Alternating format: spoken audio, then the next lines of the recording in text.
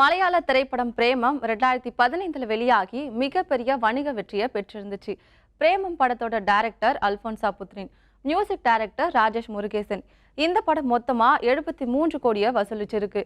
இது கேரளால 175 நாட்களும், தமிழ்நாட்டுல மொத்தமா 300 நாட்களுக்கு மேலாக நீண்ட நாள் திரையரங்குல ஓடியிருக்கு. பிரேமம் என்று பெயரிடப்பட்ட இந்த படம் தெலுங்கு மொழியிலையும் இதே மாதிரி வெற்றி பெற்றிருந்துச்சு.